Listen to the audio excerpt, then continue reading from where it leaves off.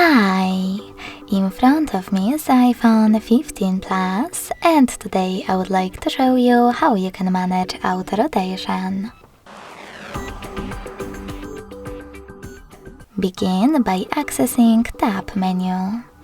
In order to do that, swipe down from the top right corner of your screen. Then, if you see an icon with white padlock on it, click on it to disable auto rotation. If you wish to switch it back on, click on the same tile, now with a red padlock.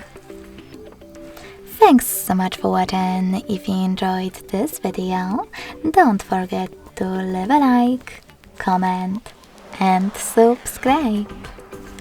Bye!